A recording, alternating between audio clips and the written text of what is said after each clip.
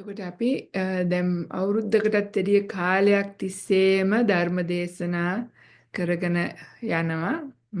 ඉතින් ඒ හැම එකේදීම අපි ඉතින් අන්තිමට කතා කරන්නේ මේ ජීවිතය කියන එක බොහෝම අනිත්‍ය දෙයක් නේද? වහා වෙනස් වෙලා නැති වෙලා යන එකක්. ඉතින් ඒ නිසා අපි වහා මේ ධර්ම මාර්ගය වඩා ගන්නේ කොහොමද කියන එක උදෙසාම තමයි සියලුම ධර්ම දේශනා කොහොම වුණත්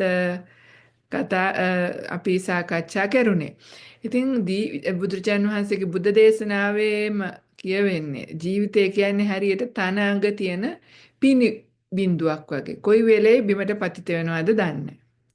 එහෙම නැත්තම් කියනවා හරියට දිය ඇඳපු ඉරක් වගේ. දිය ඇඳපු ඉරක් කියන එක ගොඩක් වෙලා තියෙන්නේ නැහැ නේ. දඳින ප්‍රමාණයටම ඉවර වෙලා යනවා. එච්චර වේගකින් තමයි මේ ජීවිතය කියලා හඹාගෙන යනවා. එච්චර කාලයකට කලින් නෙමෙයි වෙන්නේ නැතිනේ.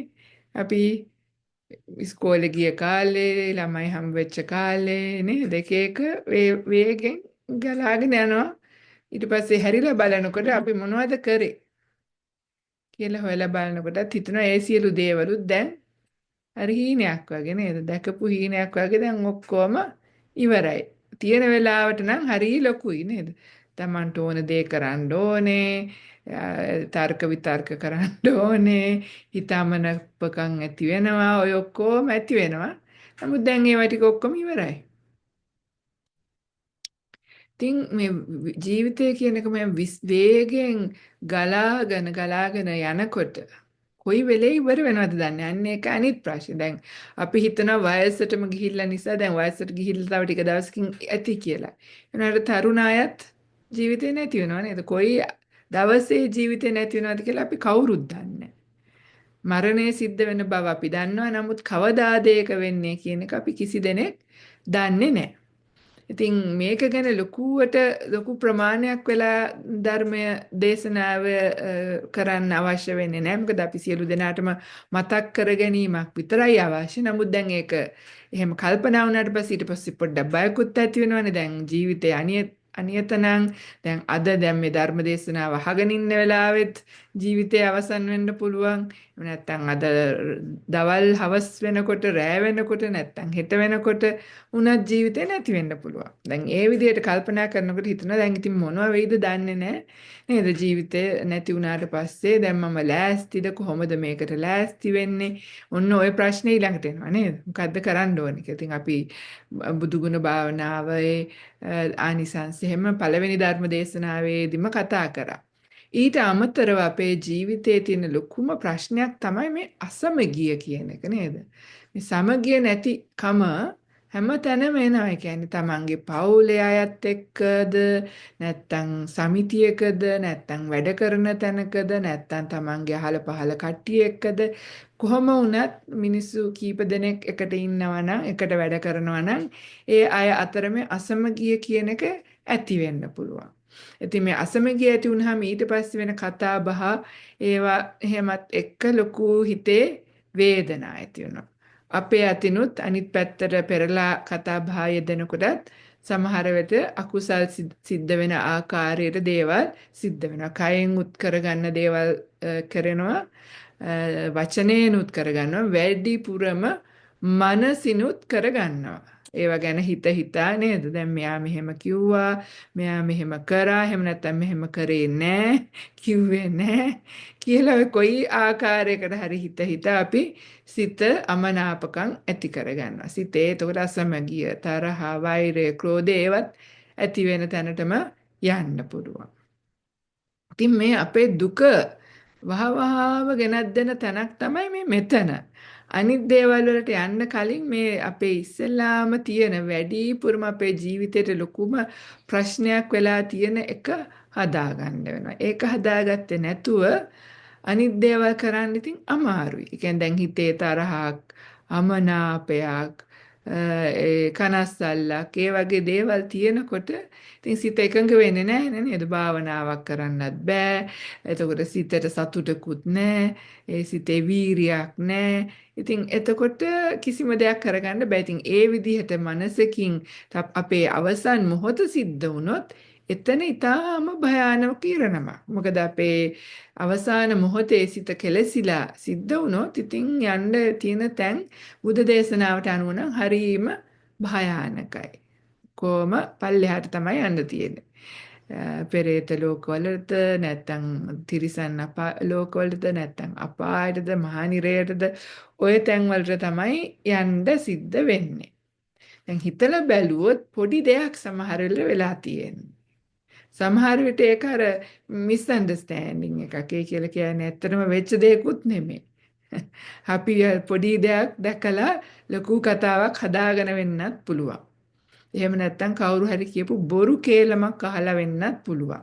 සමහර වෙලාවට අර මිනිස්සු බිඳවන්න ඕන දේවල් කියනවා නැත්නම් තියෙන චූටි දේ ලොකු කරලා කියන අයත් ඉන්නවා. ඉතින් ඒවා ඊට පස්සේ අහලා ඊට පස්සේ ගොඩාක් සිත කම්පා කරගන්නවා. ඉතින් ඒක හරීම භයානක තැනක්. වෙන මොනවා ලෑස්ති උනේ නැතත් මේ සිත ඒ වගේ තැනකට නොයා ඉන්න තැනකට ලෑස්ති කරගන්න පුළුවන් නම් හරීම වටිනවා. ඉතින් ඒකට කාරණා ගොඩාක් බුද්ධ දේශනාවේ එනවා. එක තැනක කෝසම්බ්‍ය සූත්‍රයේත් කාරණා 6ක් යෙදෙනවා. ඊට පස්සේ සතර සංඝවත්තු සූත්‍රයේත් කාරණා 4ක් එනවා. ඊට අමතරව තව ගොඩාක් තැන්වලත් දේවල් බුදුරජාණන් වහන්සේ විස්තර කරලා දෙනවා. මොකද මේක වැදගත්. ඉතින් අපේ දැන් ආර්ය අෂ්ටාංගික මාර්ගයේ තියෙනවනේ නේද සම්මා වාචා සම්මා කම්මන්ත කියලා. ඉතින් ඒ කියලා කියන්නේ සම්මා වාචා කියන තැනටම වැටෙනවා. ඔය අසමගිය ඇති වුනහම කරන දේවල් කීපයක් නේද? පරුසා වාචා. එතකොට මොකද්ද? අය වෙන් කරන එක පිසුනා වාචා. ඉතින් ඒ වගේ ඒක හරි වැදගත් කාරණාවක්. ඉතින් ඒක නිසා ඒ සතර සංඝා වස්තු සූත්‍රයේ ඉස්සෙල්ලාම එන්නේ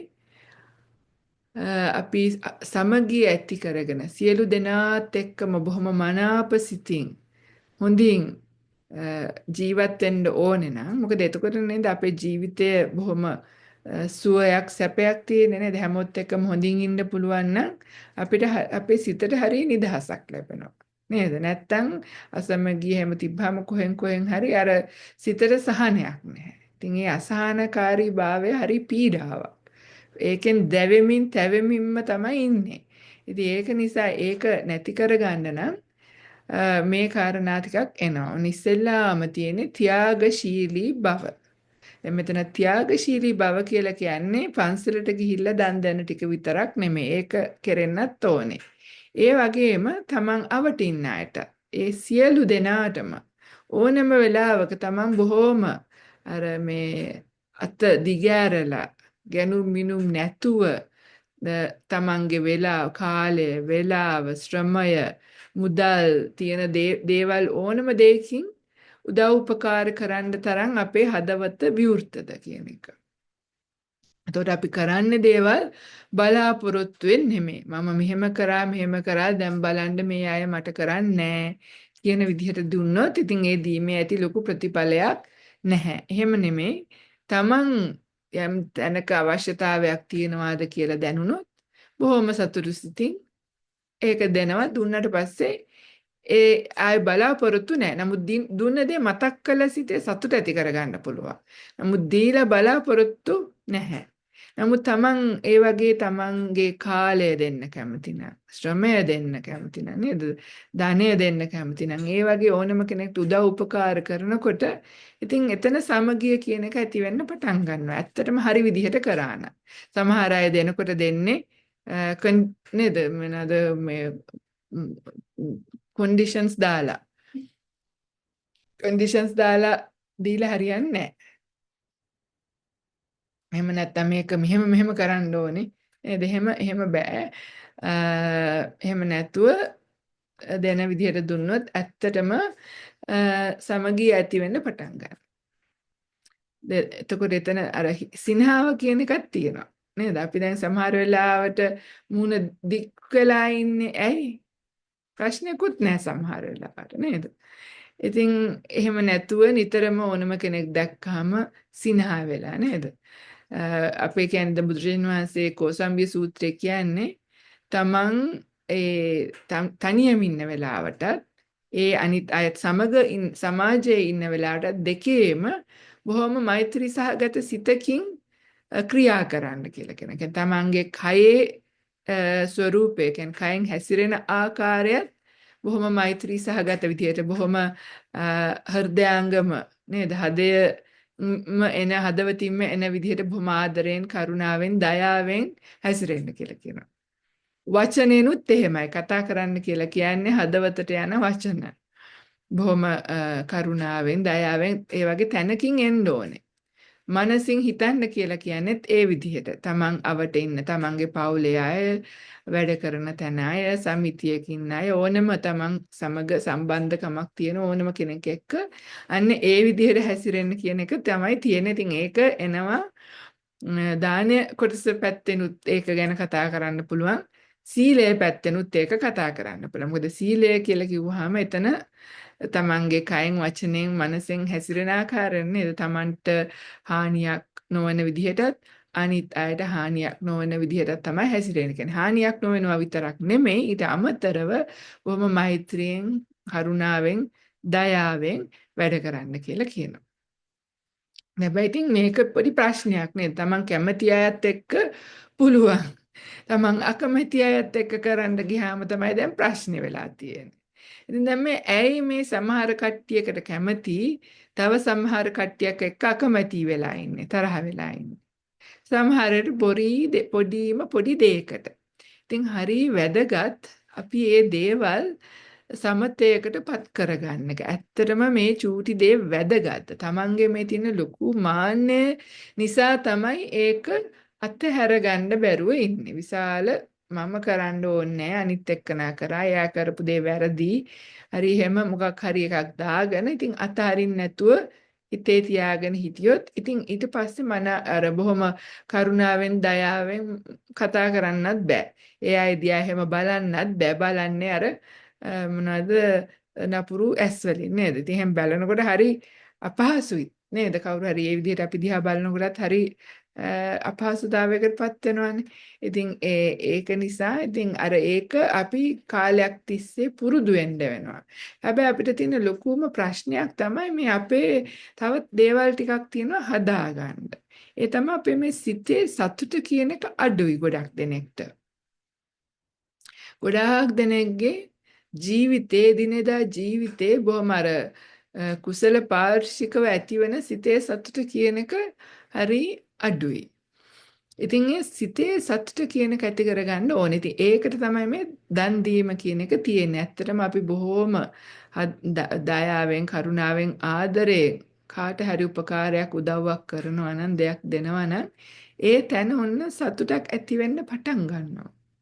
ඉතින් ඒ වගේම සීලයකින් සතුටක් ඇති වෙන්න පටන් ගන්නවා. කියන්නේ තමන් හොඳින් කතා කරනවා නම් කාට හරි ඇත්තට මේ වෙලාවේ සිතට හොඳ විදිහක් තමයි දැනෙන්නේ. කාත් එක්ක හරි කතා කරන විදිහ හරි නැත්තම් බොරුවක් කියනවා නම් පරුස වචන කතා කරනවා නම් කට්ටිය බෙදෙන විදිහට කතා කරනවා නම් වෙන අයගේ වැරදි අඩුපාඩුකම් කතා කරනවා නම් ඒවා කරනකොට ඇත්තටම සිත පහලට වැටෙන්න පටන් ගන්නවා. නැගීමක් නැහැ.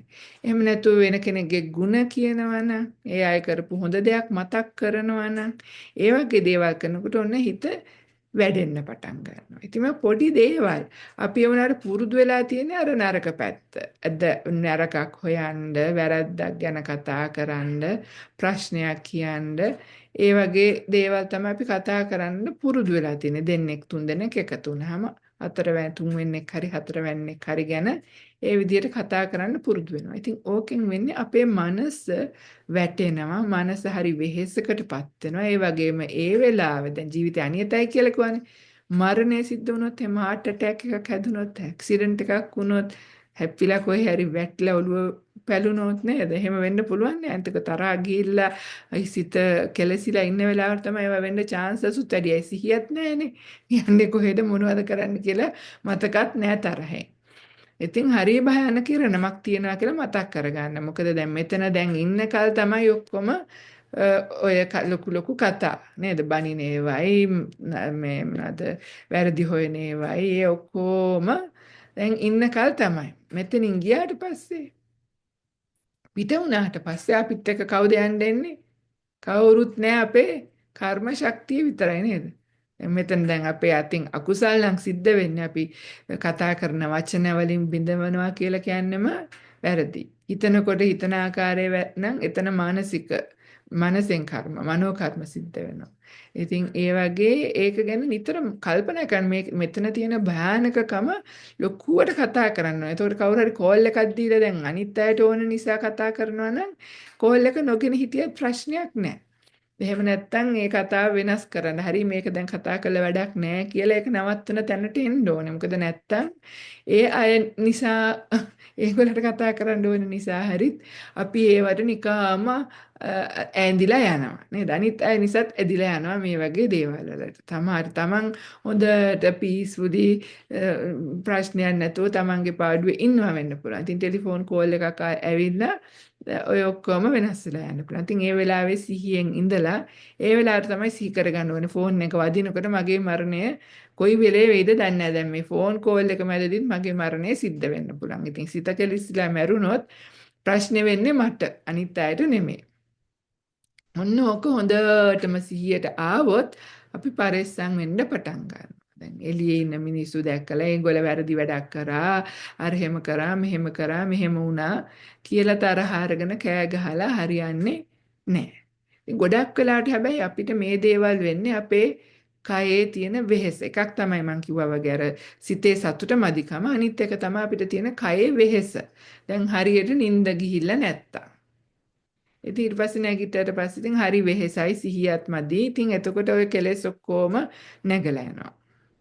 ලෙඩක් හැදිලා ඉන්නවා නම් බොහෝම අමාරු ඒ කියන්නේ ගොඩක් රිදෙන අමාරු පේන් තියෙන විඳවන ලෙඩක් හැදිලා තියෙනවා නේද? ඒ වගේ දේවල් තියෙනකොටත් ඔන්න ආහාර ජීර්ණයේ ප්‍රශ්න තියෙනකොට ඔය ඔක්කොම දේවල් හේතු කරගෙනත් ඔන්න ආපහු අපිට අර හරි විදිහට ඉන්න බැරි වෙනවා. ඉතින් ඒක නිසා දැන් අපි දැන් හරි දේ කරන්න ඕනේ නම් අර තැන් වලිනුත් පරිස්සම් වෙන්න ඕනේ. ඒ ගැන අපි අවදිමත් වෙන්න ඕනේ කියලා කියන්නේ අපේ ආහාරය ගැන පරිස්සම් වෙන්න ඕනේ. දැන් සමහර දේවල් කෑවහම කොහොමද මට? ඒක දිරවනවාද? ඒ නිසා නැත්තම් මම ලෙඩටපත් වෙනවාද? නින්දට මගේ කරදර වෙනවද සමහර ආහාර ගත්තා. මේවා ගැන අවධානයෙන් ඉන්න ඕනේ.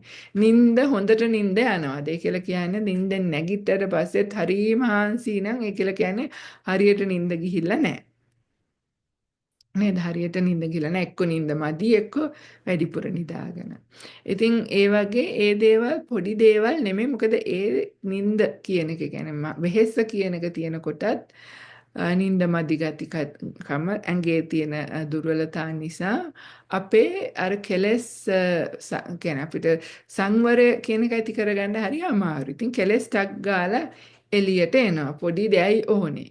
ටක් ගාලා අර හොස්ස ළඟින් යනකොට මැස්ස හොස්ස ළඟින් මැස්ස ගියා වගේ තමයි ටක් ගාලා පුපුරනවා. ඉතින් එක එක දේවල් වචන එළියට පිට වෙන්න පුළුවන්. ඉතින් ඒක නිසා අරක පරිස්සම් වෙන එකත් හරිය වැදගත්. දැන් මේ ජීවිතයේ අනියතයි. දැන් මගේ මනස රැකගෙන මනසේ ප්‍රබෝධය ඇති කරගෙන සතුට ඇති කරගෙන භාවනාවකට මනස ලෑස්ති කරගන්න එපා නේද? එහෙම කරගෙන ප්‍රමෝදමත් සිතට භාවනාව කරන්න පුළුවන්. අපි මේ ගැන මීට කලින් ධර්ම දේශනාවලදී කතා කරා. ඉතින් සිතේ ප්‍රබෝධය ඇති කරගන්න නම් ඉස්සෙල්ලා මේ ප්‍රබෝධයට හානි වෙන දේවල් ටික වළක්වන්න ඕනේ. ඉතින් ඒකයි මම සමගිය ගැන කතා කරන්නේ. අසමගිය ආපු ගමන් සිතේ ප්‍රබෝධය කියන එක ඉතින් ආයේ හොයන්න හම්බ වෙන්නේ නැහැ. ඉතින් ප්‍රබෝධය නැතිව අපේ මරණය සිද්ධ වුණොත් ඉරණම භයානකයි. ඉතින් ත්‍යාගශීලී බව එක. දෙවැනි එක ගැනත් මම මේ කතා කරනකොටම කතා කරුණා. ඒක තමයි මේ අපේ වචනය. අර හදවතට යන වචන කතා කරන්න කියලා තමයි කියන්නේ. ඉතින් ඒක දැන් මම ටික වෙලාවක්ම කතා කරපු නිසා තුන්වෙනි එකට තියෙන්නේ අපේ හැසිරෙන ආකාරය. දැන් කොහේ හරි සමාජ කීප දෙනෙක් එක්ක ඉන්නකොට කොහේ හරි වැඩ තැනකට ගිහිලා ඉන්නකොට නැත්නම් සමිතියක කොහේ වුණත් කමක් නැහැ. අපි අනිත් අයත් එක්ක එකට ඉන්න තැනක් වැඩ කරනකොට එක විදිහකට ඒ කියන්නේ දැන් මට ඕන විදිහට මම කරන්නේ ඔයාට මොන වුණත් මට ප්‍රශ්නයක් නැහැ කියන විදිහට නෙමෙයි. හැමෝම එකඟ වෙලා එක ප්‍රතිපදාවක් ලෑස්ති කරගෙන ඒකට අනුව ඒකට අවනත වෙලා වැඩ කරන්න හිත හදා ගන්න ඕනේ. නැත්තම් හරි අමාරු නේද? කට්ටියක් එකට ඉන්නකොට එක එකන තමන්ට ඕන විදිහට වැඩ කරනවා නම් එකට ජීවත් වෙන්න බෑ, එකට වැඩක් කරන්න බෑ. ඊට පස්සේ තමයි සම්ඩු සරුවල්. ඉතින් අර ඒ වගේම තමන්ගේ යුතුයකම්. ඉතින් කරන්න තියෙන වැඩ හරියට කරන්න ඕනේ. කරන දේ හරියට කියලා කියන්නේ හොරබොරුකම් නැතුව, කියන්නේ බාගෙට නැතුව කරන දේ හරියටම කරන්න ඕනේ. ඒ වගේම මේ කරන දේ යහපත් දෙයක් වෙන්න ඕනේ. කියන්නේ අයහපත් දේවල් නෙමෙයි අපේ අතින් සිද්ධ වෙන්න ඕනේ. යහපත් දේවල්. කියන්නේ අපේ අතේ සිතින්, කයෙන්, වචනයෙන් වෙන දේවල් කුසල් පාර්ශිකව අපේ යහපත ඇතිවන ආකාරයට සිද්ධ කරගන්නවා. දැන් හිතන්නකෝ දානෙ උයනවා කියලා. දැන් තරහා ගිහිල්ලා බැන මොන හරි එහෙම වෙලා දානේ උවනම් ඉතින් ඒ උයපු දානේ ආනිසංස අඩුයි නේද? ඉතින් ඒ වගේ අර කොහොමද කරන්නේ ඒක කරන ආකාරයෙන් බලන්න ඕනේ කොහොමද දැන් මේ මං කරන දෙයින් යහපත නැත්නම් මං ඔක්කොම හරියට කරා කිව්වට කරන ගමන් වඩ දෙනෙක්ගේ සිත් කෙලසවල තමන්ගේ සිතත් කෙලසගෙන වැඩේත් හරියට කරගන්න බැරි වෙලා කළ යුතු ආකාරයටත් නෙමෙයි කරලා තියෙන්නේ හොයලා බලලා නෙමෙයි කරලා තියෙන්නේ. ඉතින් ඒ වගේ. ඉතින් ඒ අර තමන් කරන දේ හරියට කරන්න. මොකද ඕක උනේ නැතිකොටත් අසමගිය නැති වෙන්නේ නේද? ඊට පස්සේ තව කවුරු හරි කරා ඇයි ඔයා මේක මෙහෙම කරේ? මෙහෙම නෙමෙයි කරන්න ඕනේ. මෙහෙම නෙමෙයි හරි කරන විදිය. කියලා ඉතින් ඔන්න ලොකු ප්‍රශ්න ඇති වෙන්න පුළුවන්. ඉතින් ඒක නිසා යම් දෙයක් කරනවා නම් ඒක යහපත් ආකාරයට හරියට හොයලා බලලා කරන්න. ඒ වගේම කරන එක නොකර ඉන්න නැතුව සමහර අය කම්මැලිනේ නේද? කම්මැලි කරන්නේ වෙන කවුරු හරි කරයි කියලා ඉන්නවා.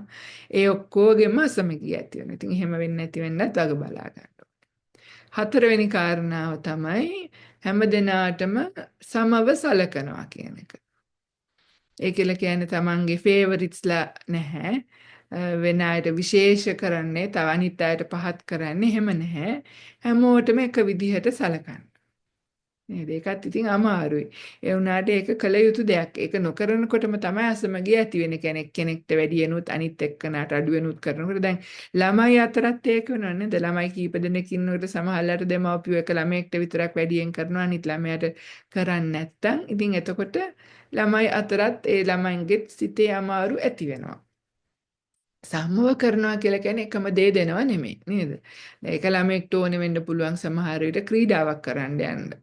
තව ළමයෙක්ට මියුසික් දෙයක් වෙන්න පුළුවන්. තව ළමයෙක්ට භාෂාවක් ඉගෙන ගන්න ඕනේ වෙන්න පුළුවන්. ඉතින් ඒ ළමයාට අවශ්‍ය දේ ලබලා දෙනවා මිසක් එක්කෙනෙක්ට අර විශේෂ දෙයක් කරන්න දීලා අනිත් අයට නොකර ඉන්නවා කියන එක තමයි සමව සලකන්නේ නැහැ කියලා කියන්නේ. සමව සලකනවා කියලා ඔක්කොලාම එකම දේ කරන්න කියනවා නෙමෙයි. ඔක්කොලාටම එකම ප්‍රමාණයට එකම කෑම ಜಾති දෙනවා නෙමෙයි. ඒ කෙනාට සුදුසු දේ නේද? දැන් ඒ අයට තියෙන ලෙඩ අණුව එක එක්කෙනාගේ ප්‍රමාණය අනුව දැන් චූටි ළමයෙක්ටයි ලොකු ළමයෙක්ට අවශ්‍ය කෑම ප්‍රමාණය වෙනස්නේ. සමව සලකනවා කියලා එක ගාන දෙනවා නෙමෙයි. ඒ අයට අවශ්‍ය විදිහට ඒ ඔක්කොටම එකම විදිහට සලකනවා කියන එක. නොසලකා ඉන්නේ නැහැ. කතා කරනවා නම් කතා බහට සහභාගී කරගන්නවා වෙනම රහසින් වෙන අයට විතරක් කියන ස්පෙෂල් දේවල් නැහැ. එහෙම නෙමෙයි. ඒ සමව. මොකද අපිත් දන්නවනේ අපේ හිත කොච්චර රිදෙනවද කියලා අපිව අයින් කරලා දැම්මහම නේද අපිට පොඩ වෙනස් කරාම කොන් කරාම අපිටත් හරියට හිත රිදෙනවා. ඉතින් එතකොට තමයි ඔන්න අසමගිය පටන් ගන්න. ඉතින් එහෙම අනිත් අයව කොන් කරන්නේ වෙනස්කම් කරන්නේ එහෙම නැතුව ඉන්නවනම් ඔන්න ඔතනත් හිතේ ඔන්න සමගිය කියන එක ඇති වෙන්න පටන් ගන්න. ඉතින් මේවා හරි වැදගත්. ඉතින් ගොඩක් තියෙනවා කාරණා. නමුත් මේ කියපු චූටි දේ හරි ඒ ටිකට ලොකු වීර්යයක් දීලා හරියට වග බලා ගන්නවා නම් ඇත්තටම අපිට මේ ජීවිතය අනියත වුණාට ඒක ප්‍රශ්නයක් නෙමෙයි නේද? මොකද අපි පුළුවන් උපරිම හොඳ විදිහට අපේ ජීවිතය ගත කරනවා. එතකොට ඒ වගේම සිතේ ප්‍රබෝධය කියන එක වඩා ගන්න පුළුවන්. ඉතින් සිතේ ප්‍රබෝධය වඩා ගත්තට පස්සේ භාවනාව කරනවා කියන එක එච්චර අමාරු දෙයක් නෙමෙයි. මොකද බුදුජන් වහන්සේ කිව්වේ ප්‍රබෝධමත් සිතකින් අපි වාඩි වුණාම සිතට ප්‍රීතිය කියන එක නැන් වෙන එක ටික වෙලාවකින්ම සිද්ධ වෙනවා. ලොකුවට ඒක අපි චේතනා පහල කරලා දැන් මගේ සිතට ප්‍රීතිය ඇති වේවා කියලා චේතනා පහල කරන්න දෙයක් නැහැ. ප්‍රබෝධමත් සිතින් වාඩි වුණාම හුස්ම රැල්ලත් එක්කම සිත තියාගෙන ඉන්නත් පුළුවන්. එහෙම ඉන්නකොටම බොහොම අර සිතේ වෙහෙස නැති වෙලා බොහොම අර සිතට එන එනර්ජි එක තමයි මේ ප්‍රීතිය විදිහට අපිට පේන්න පටන් ගන්න. ඊට පස්සේ ප්‍රීතිමත් සිතටම ඊට පස්සේ සිත යොමුනහම කය පසාදිය කියන එකටපත් වෙනවා. කය එහෙම සංසුන් වුණාට පස්සේ සිතට සුඛය ඇති වෙනවා. සුඛිනෝ චිත්තං සමාධියති. ඉතින් සිත සමාධිමත් බවටපත් වෙනවා. නමුත් අර ප්‍රමෝදමත් කියන සිත හදාගන්න බැරි වුණොත් අපේ ප්‍රබෝධමත් සිත අපිට ආරක්ෂා කරගන්න බැරි වුණොත් ඉතින් අපිට භයානක ඉරණමක්. මොකද ජීවිතය කියන එක අනියතයින කොයි වෙලේද දන්නේ නැහැ. ඉතින් තරුණ මහලු කියලා වෙනසක් නැහැ. වයසත් එක්ක ප්‍රශ්නයක් නැහැ. මරණය කොයි වෙලේ එනවද කියලා අපි දන්නේ නැහැ. ඉතින් ඒක නිසා වහ කරගන්න තියෙන දෙයක් තමයි මේ සිත රැක ගන්නවා කියන එක. ඉතින් වාඩි වෙලා ඉන්නකොට, ආන්සි වෙලා ඉන්නකොට, වැඩ කරනකොට, ඉඳගෙන ඔය ඕනෑම ඉරියව්වකින් හිත කොයි විදිහටද හැසිරෙන්නේ කියලාත් බලන්න. දැන් මොනවාද හිත ඉන්නේ? තරහ ඇති වෙන විදිහටද නේද? ද්වේෂ සහගත විදිහටද? අනිත් අයගේ වැරදි ගැනම හිතද ඉන්නේ. එහෙම නැත්නම් අනිත් අයගේ ගුණද කල්පනා කරන්නේ. එහෙම නැත්නම් බුදු ගුණයක්ද කල්පනා කරන්නේ. නැත්නම් ධර්මය කාරණාවක්ද මෙනෙහි කරන්නේ.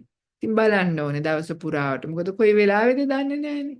ඒක හරි වැදගත්. ඉතින් දැන් හිතට පුරුද්දෙන් එනවා. දැන් අපි හිත ගොඩ පුරුදු කරලා තියෙන ආකාරයට තමයි හිතට දේවල් නැංවෙන්නේ. කවුරු හරි කතා කරපු දෙයක් එක ලොකු වෙලාවක් කතා කර ඉඳලා වැරදි ඕපාදුප ටිකක් වුණොත් ඊට පස්සේ ඒක තමයි ඔළුවේ දිගටම දවස් පුරාවට යන්නේ. ඉතින් හරි භයානකයි. ඉතින් මේක වළක්ව ගන්න නම් එක්ක ටෙලිෆෝන් එක වීසි කරන්න. ඒ කෝල් එනවනේ නේ. ඒකටත් හරි කරදරයිනේ. ඉතින් කතා නොකරත් බෑ. කතා නොකරාම තරහ වෙන්න පුළුවන්. ඊට පස්සේ කතාවට ගියාම ඒක ඉවරෙකුත් නෑ. මායින් දන්නෙත් නෑ. දෙපැත්තම දන්නේ නෑ. කතා කරන එක කන දන්නෙත් නෑ, ආගෙන ඉන්න එක කන දන්නෙත් නෑ. ඉතින් අනුන්ගේ දෙයින් තමන් වෙනසෙනවා. ඉතින් ඒ ඉරණමට පත් නොවි ඉන්න උත්සාහ ගන්න කොහොම හරි. මොකද අනිත් අයට නෙමෙයි ප්‍රශ්නේ, තමන්ට තමයි ලොකු ප්‍රශ්නේ. නේද? ඒක විශාල ප්‍රශ්නයක්, පොඩි ප්‍රශ්නයක් නෙමෙයි. ඒකේ බරපතලකම ඇත්තටම ඒත්තු ගියොත් අපි ඇත්තටම පරිස්සම්. ඇත්තටම පරිස්සම් විය යුතුයි. ඉතින් ඒ ටික කරනවා නම් අනිත් දේවල් කොහොමදත් සිද්ධ වෙනවා. මොකද ඉතින් අනිත් දේවල් ලේසියිනේ කරන්න නේද? මේක නැති නිසා තමයි අපිට භාවනාවක් හරියට කරගන්නත් බෑ, බණ පදයක් මතක තියාගන්නත් බෑ, සිතත් සතුටකිනුත් නෑ. ඉතින් එතකොට එච්චර හොඳ ප්‍රසන්න හොඳ ජීවත් වෙන ආකාරය හරි නෑ නේද? ඉතින් එතකොට මරණ ආකාරයත් එතකොට හරි නෑ. ඉතින් ඒක නිසා නිතරම මතක් කරන්න නේ මරණ සතිය කියන එක ඒකයි වැදගත්. ඉතින් මේ ජීවිතය කියන එක කොයි වෙලේද දන්නේ නැහැ. එහෙම කියලා විතරක් මදි. මගේ සිත රැක ගන්න එක මගේ වැඩක්. අනිත් අයගේ දේවල් ඒගොල්ලෝගේ කර්ම ශක්තියෙන් වෙයි. අනිත් අය කරන දේවල් අපිට වෙනස් කරන්න බෑ. අනිත් එක අපි අහන දේවල් කොච්චර ඇත්තද කියලා අපි දන්නෙත් නැහැ. ඉතින් ඒක නිසා මේක මං not sure කියලා අර හරියටම මට sure නෑ. මගේ වැඩකුත් නෙමෙයි, not by business. not sure not by business කියලා මගේ වැඩක් නෙමෙයි. අනිත් එක මට sure උත් නෑ මේක මෙහෙමමද කියලා තැනින් ඉවර කරලා දාන්න ඕනේ. ඉවර කරලා දාලා සිත මේ මොනවාද තැම්පත් තැනකට ගෙනල්ලා බුදුගුණ භාවනාවක්, මෛත්‍රී භාවනාවක්, හරියට කරන මෛත්‍රී භාවනාවක් එහෙම තැනක හරි සිත තියාගන්න පුරුදු කරන්න. එතකොට ජීවිතය අනියත වුණාට ප්‍රශ්නයක් නැහැ.